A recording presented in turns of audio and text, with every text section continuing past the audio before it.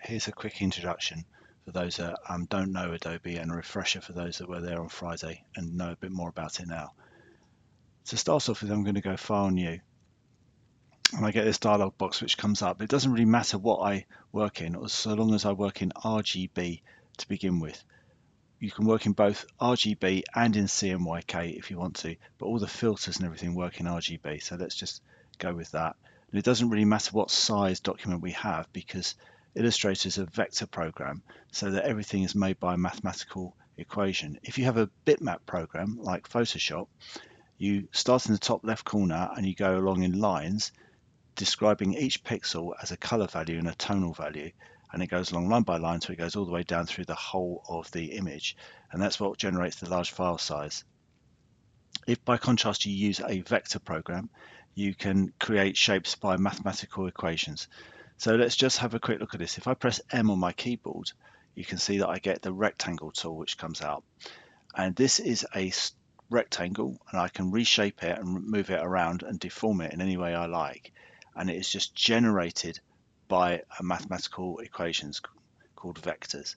So the first thing to do is to learn that all shapes in Illustrator are separate and exist independently of all others. They're like playing cards, if you like, stacked up.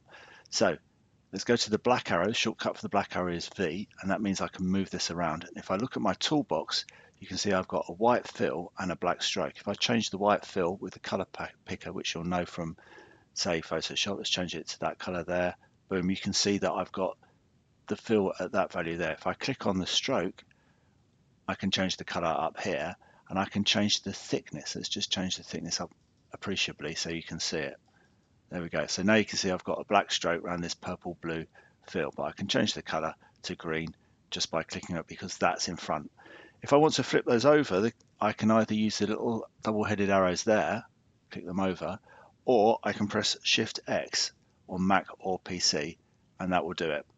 I'll just manage to press it back. Let's go back to where we were.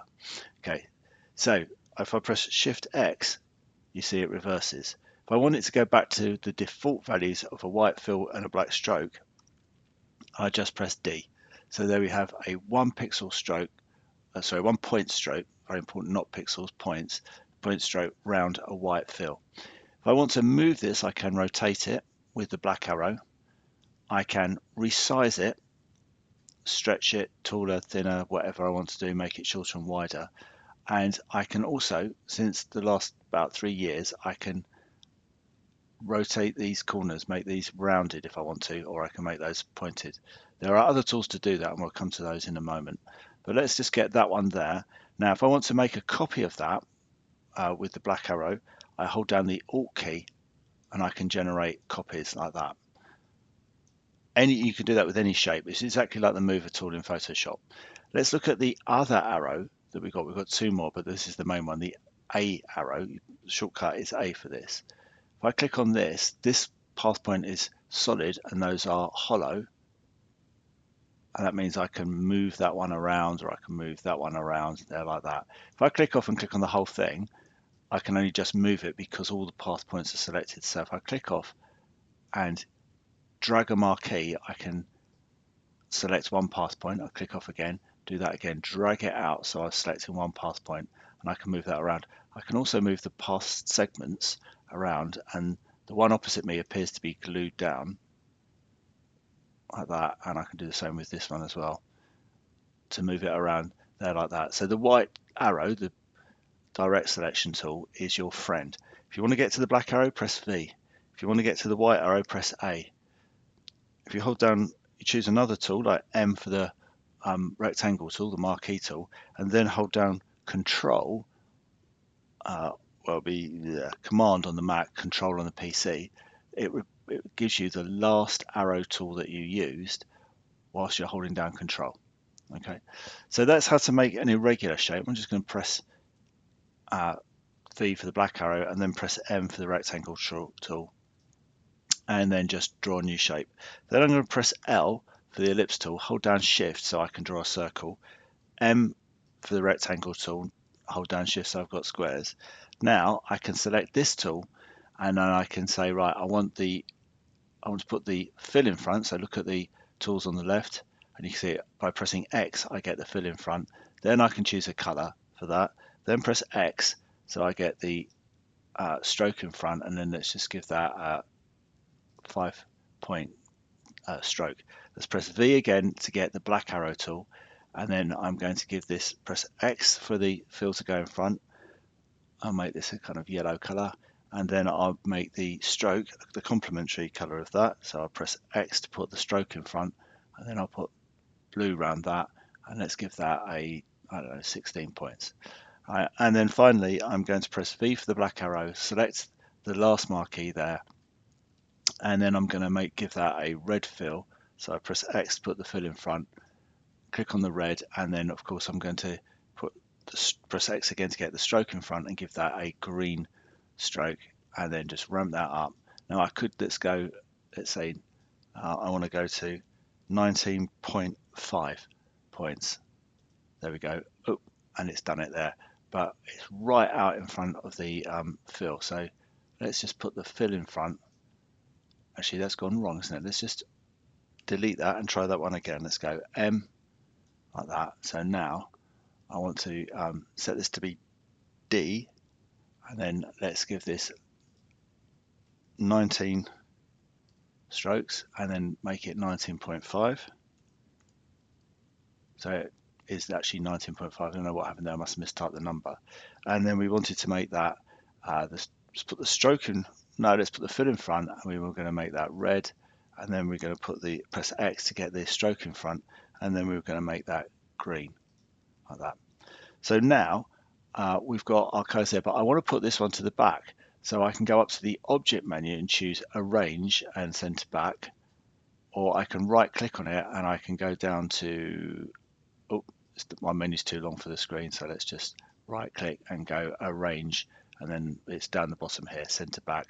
I'm going to bring it to front again now, and then I'm going to right click on that, and I'm going to go object arrange center back. So now we can get those in an order, and you can move these around and you can change their stacking order like that.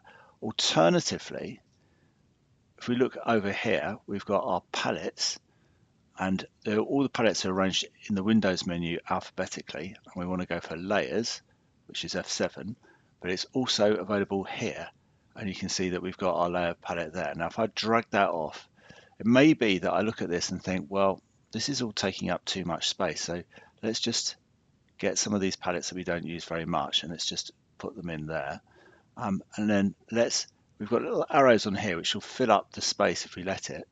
If we go to the arrows in the far corner, we can make those go smaller, and in fact we can join those into that whole segment there. So now we've got a much bigger working space to look at. So now let's have a look at the layers palette and see what we can do with the layers palette. We've got one layer here, and we can rename it. Let's call it first. Okay, and then on that I'm going to change this to say red, and that to say yellow, and then that to say green.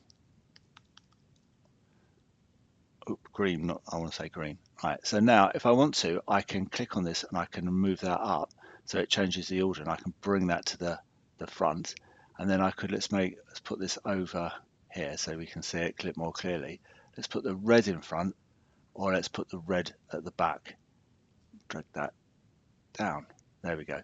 So now I can move the only one that hasn't been in front is the yellow, so let's move that to the front there like that. So now we've got these shapes, and you can see how they stack up quite literally. Right, so that is how you can move and arrange prefigured shapes. Let's have a quick look to liven things up, how you can work with hand drawing shapes. There is the pencil tool, which you get by the shortcut letter of N. If I double click on the pencil tool over here, you can see I get these default values, and its accuracy and smoothness is set in the middle. I'm going to ramp that right up, so if I draw a wobbly line, it will smooth it out for me. I can have it set to be fill new pencil strokes. I don't really want to do that. I can have things kept selected, and I can close paths when they're within 15 pixels, or edit selected paths. I don't want to do that. So I click OK. Now I press D to get my default value, and I don't want a white fill, so I'm going to press X to put the fill in front, and then forward stroke on my keyboard, or this little red line down here, to give it no value. So now when I draw a shape, so let's just draw an eye like that, and then let's draw a nose like that, and then let's draw a mouth like that. That wasn't very good, but we can edit that because it's a vector and it's live. Just go like that, and then draw the mouth there like that. Let's give them a pipe.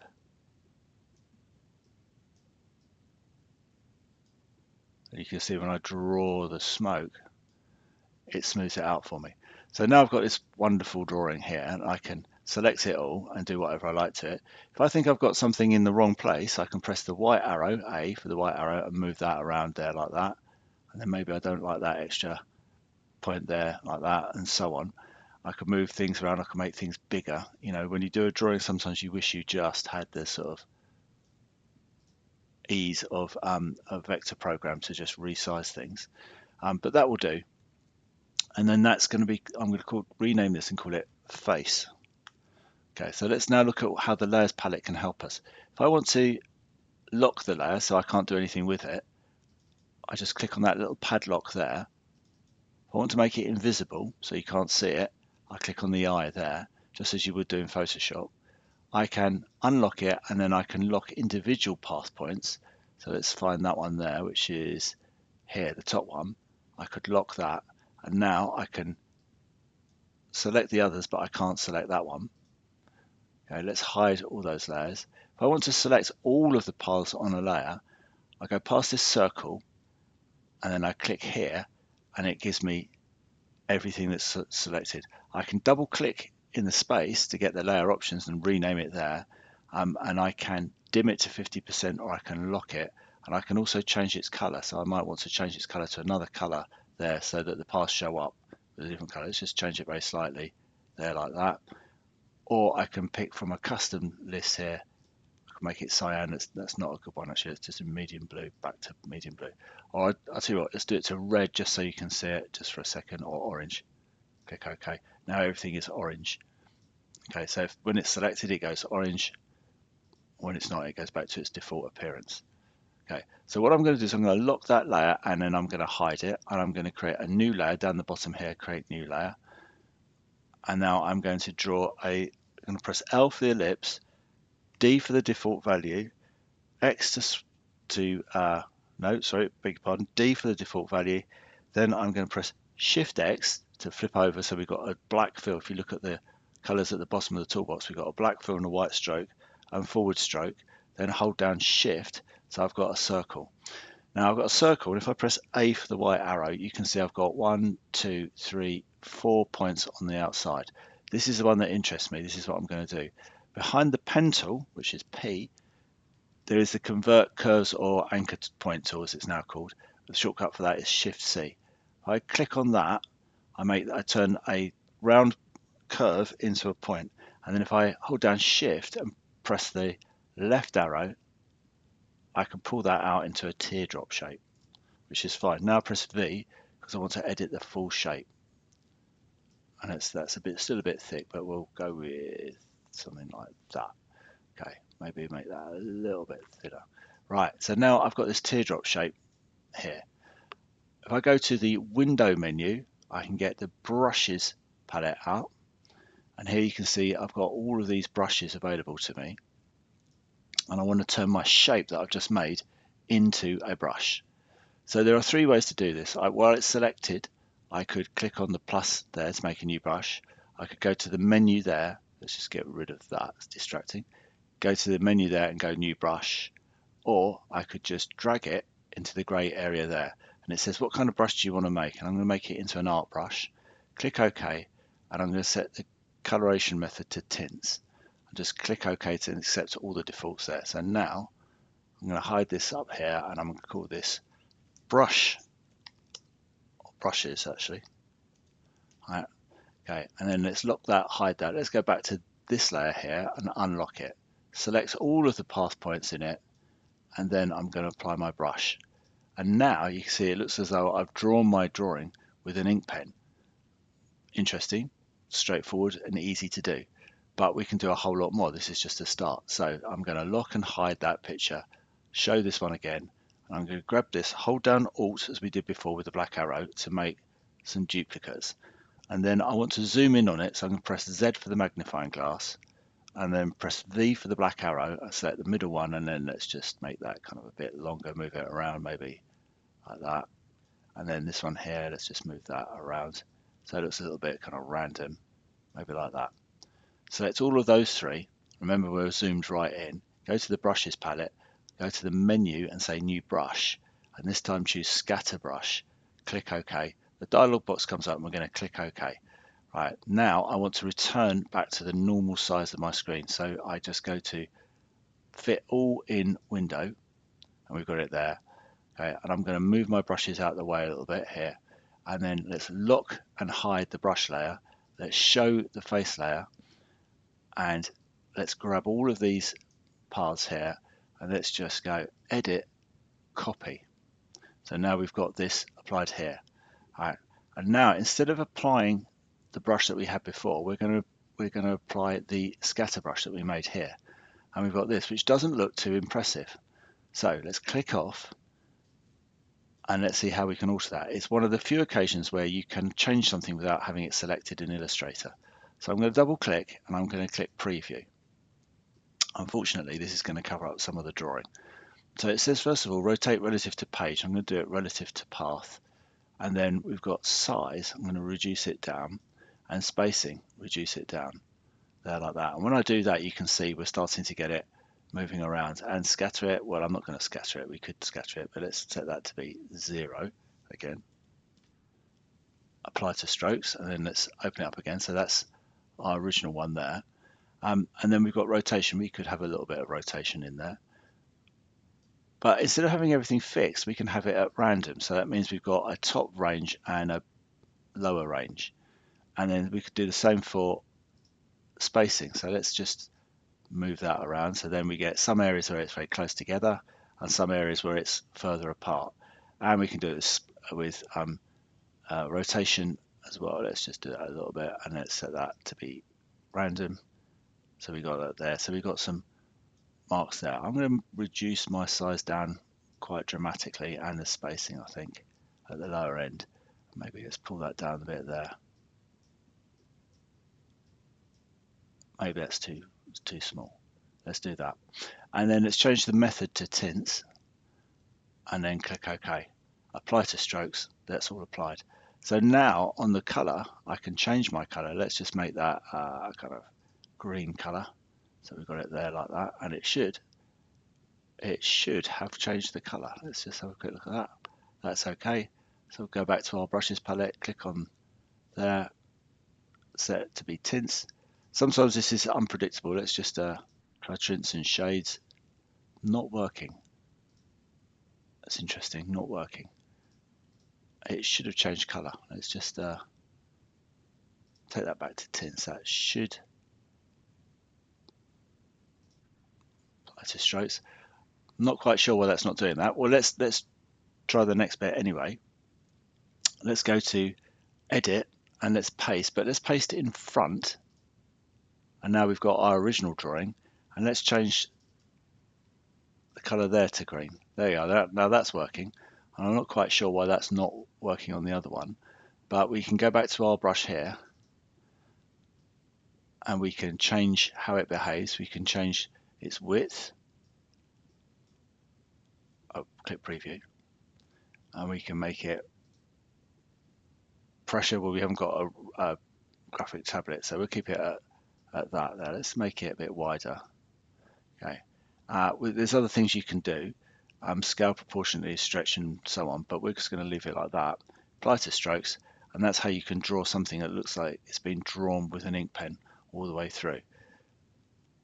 Bit surprising and disappointing that it's not working on the other brushstroke, the scatter brushstroke, but I'll have another look at that. Anyway, that's a good introduction to what we did on Friday. So if you've got Adobe Illustrator access, please have a go. Otherwise, we'll be exploring it more next Friday after half term.